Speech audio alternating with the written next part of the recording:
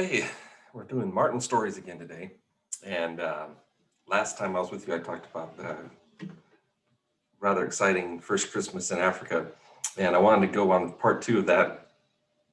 Um, so the barrels of all of our things were shipped from the US to Tanzania and arrived in Dar es Salaam.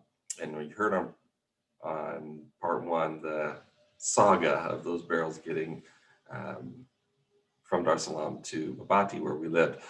What you didn't hear is some of the details. So this is all of our personal belongings. This is the things that we felt like we needed in order to live in Tanzania.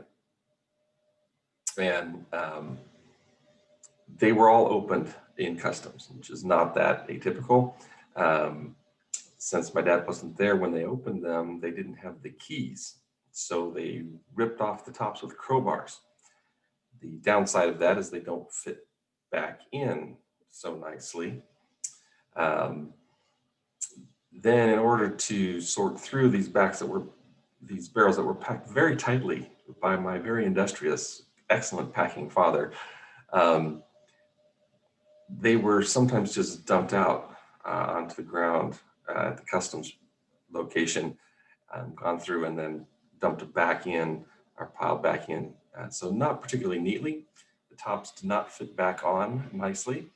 Not all of them, to my recollection, I don't think they were all open, but certainly some were.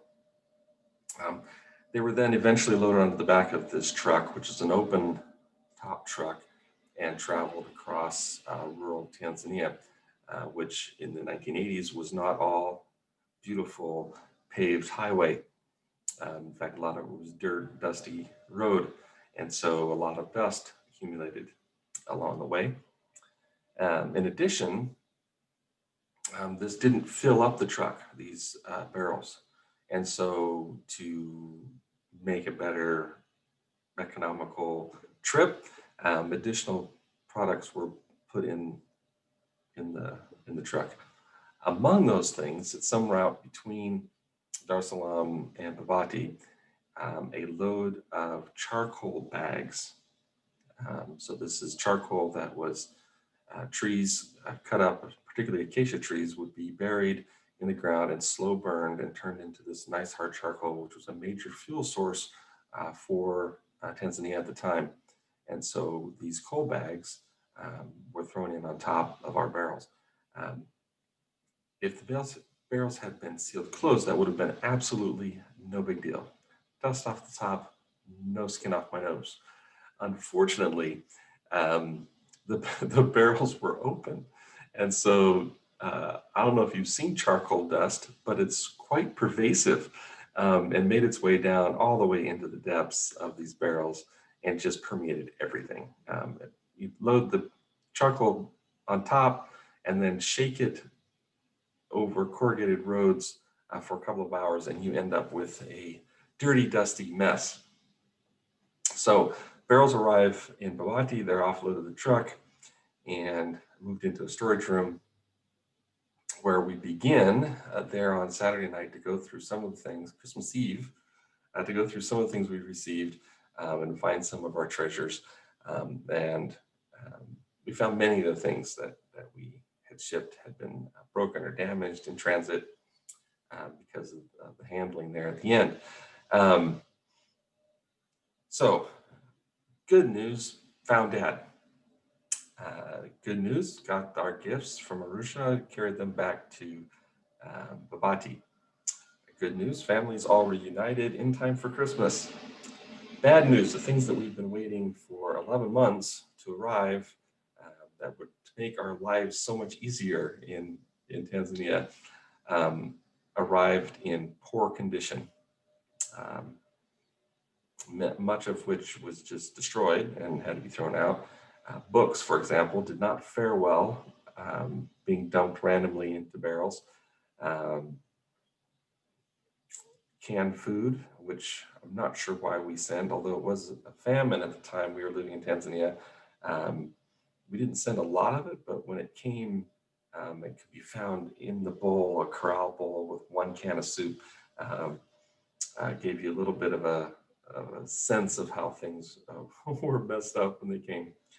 So it wasn't as exciting to open these barrels and go through them as we thought it might be. But the truth was, it wasn't all that disappointing either. I don't remember a strong sense of disappointment. It was such a great relief having the family all together and having the things um, that that seemed to be the overriding issue. So uh, Christmas morning comes along the next day, and as is the case in much of Africa, it's not about opening presents, it's about gathering together as a fellowship, the church fellowship. So there was a large gathering there at the compound on Christmas Day. Services in the morning, lots of singing and passion shows. It was a really wonderful day. Big meal with the church. Um, so we had in the part of the conference center where we lived in part of it. Part of it was a sanctuary where church was held. Part of it was eventually became the Bible school, was a separate part, all in one big building, all locked through one door. So when we went out, we locked up because then we went over to another location where we shared a meal with our church family. Sometime early in the afternoon, we decided that our roles had summed up for our Christmas responsibilities, and now we were going to go do our family Christmas together. We went back to the building and waited for my dad to come and unlock it. When he came, he asked us why we hadn't gone in. And we said, well, of course we didn't go in because we don't have the key. We're waiting for you. And he said, well, I don't have the key. I assumed you have the key. No, nobody had the key. We were keyless. And despite wonderful keyless entry systems currently in function, this was an old-fashioned, you need a key to get in, and a fairly secure building. It was located just off the highway, and a lot of effort had gone into ensuring that this building would be secure. So with iron bars and heavy doors, reinforced hinges, this was fairly impregnable facility. And we searched that afternoon for weakness. We eventually found one. Some months earlier, some young boys, probably, boys usually cause problems, had attempted to break into the building and had pried apart some bars on one of the back windows. They hadn't been successful. They just tried to reach through things they could reach in a storage room. It wasn't a successful effort. It did, however, leave the bars, which were normally about 6 inches apart, slightly wider than that.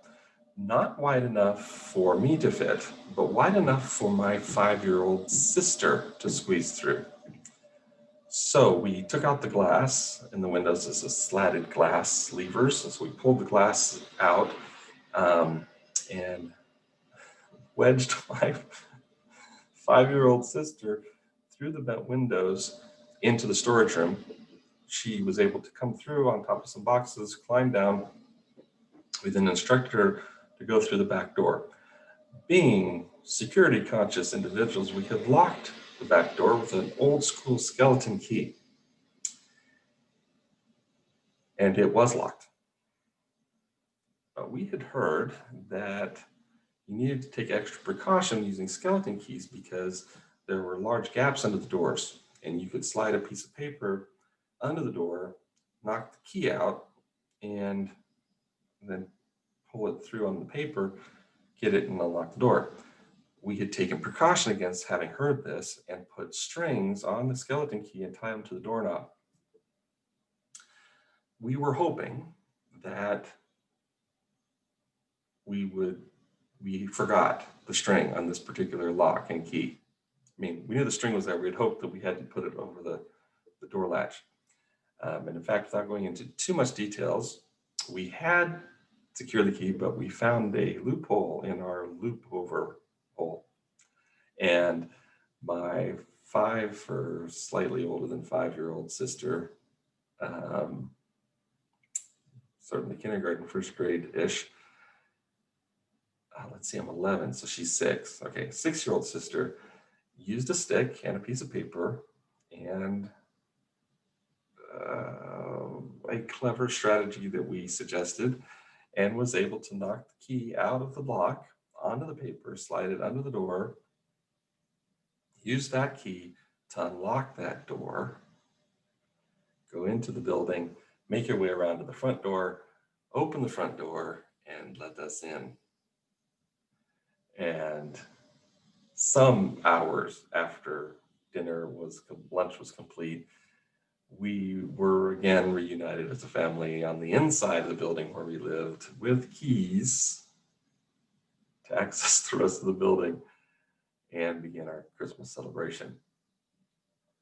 Now, that was really most of the excitement for that particular day, but let me just add one bit to the story. We had anticipated this shipment taking a while and coming perhaps close to Christmas time, and had my parents, in great wisdom, had purchased Christmas gifts for my sister and I and packed them in the shipment and sent them ahead. My dad spent a couple of hours digging through those barrels in search of these Christmas gifts and found, wrapped, and presented us with Christmas gifts. Now, of course, we didn't know any of this has happened.